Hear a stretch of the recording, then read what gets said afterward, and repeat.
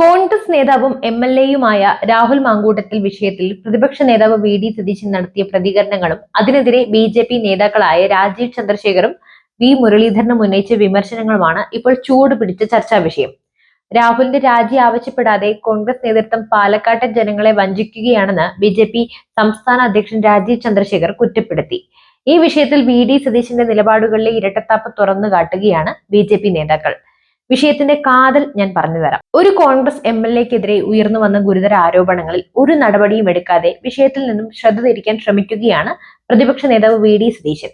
വനിതാ നേതാക്കൾ പോലും രാഹുൽ മാങ്കൂട്ടത്തിൽ രാജിവെക്കണമെന്ന് ആവശ്യപ്പെടുമ്പോൾ കോൺഗ്രസ് നേതൃത്വം എന്തുകൊണ്ടാണ് അതിന് തയ്യാറാവാത്തത് എന്നാണ് രാജീവ് ചന്ദ്രശേഖർ ചോദിക്കുന്നത്. രാഹുൽ മാങ്കൂട്ടത്തിൽ വിഷയത്തിലെ കോൺഗ്രസിന്റെ സമീപനം അവരുടെ കാപട്യം വ്യക്തമാക്കുന്നു. പ്രിയങ്ക ഗാന്ധി പെണ്ണാണ്, പോരാടുമെന്ന മുദ്രാവാക്യം ഉയർത്തി സ്ത്രീ ശാക്തീകരണത്തെക്കുറിച്ച് പ്രസംഗിക്കുമ്പോഴും സ്ത്രീകൾക്കെതിരെ ആരോപണങ്ങൾ നേരിടുന്ന ഒരു എംഎൽഎയെ സംരക്ഷിക്കാൻ കോൺഗ്രസ് ശ്രമിക്കുന്നു. ഇത് വെറും കാപട്യം മാത്രമല്ല, ജനങ്ങളോടുള്ള വഞ്ചന കൂടിയാണ്. രാഹുൽ ഗാന്ധിയുടെ നേതൃത്വത്തിൽ കോൺഗ്രസ് വഞ്ചകരുടെയും ചൂഷകരുടെയും തട്ടിപ്പുകാരുടെയും പാർട്ടിയായി മാറിയിരിക്കുന്നുവെന്ന് രാജീവ് ചന്ദ്രശേഖർ തുറന്നടിക്കുന്നു. ഭരണഘടനയെക്കുറിച്ച് സംസാരിക്കുന്ന രാഹുൽ ഗാന്ധി ജമാഅത്തെ ഇസ്ലാമിയെ പോലെയുള്ള ജനാധിപത്യ വിരുദ്ധ സംഘടനകളുമായി സഖ്യമുണ്ടാക്കുന്നു. ഇത് കോൺഗ്രസിന്റെ പ്രത്യയശാസ്ത്രപരമായ നിലപാടില്ലായ്മയാണ് കാണിക്കുന്നത്.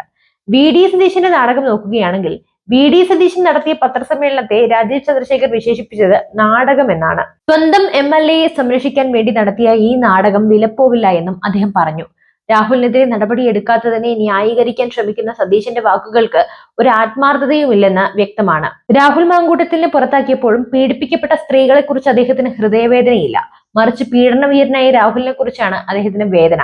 ഇതാണ് കോൺഗ്രസിന്റെ യഥാർത്ഥ സംസ്കാരമെന്നും മുരളീധരൻ ചൂണ്ടിക്കാണിക്കുന്നു. ബി.ജെ.പി. യഥാർത്ഥ പ്രതിപക്ഷം തന്നെയാണ്. അതായത് കേരളത്തിൽ യഥാർത്ഥ പ്രതിപക്ഷത്തിന്റെ ചുമതല നിറവേറ്റുന്നത് ബി.ജെ.പി. ആണ്. തട്ടിപ്പുകാർക്ക് കേരള രാഷ്ട്രീയത്തിൽ ഒരു സ്ഥാനവും ഉണ്ടാകരുത്. അതുകൊണ്ടാണ് ഇത്തരം വിഷയങ്ങളിൽ ബി.ജെ.പി. ശക്തമായി ഇടപെടുന്നത്.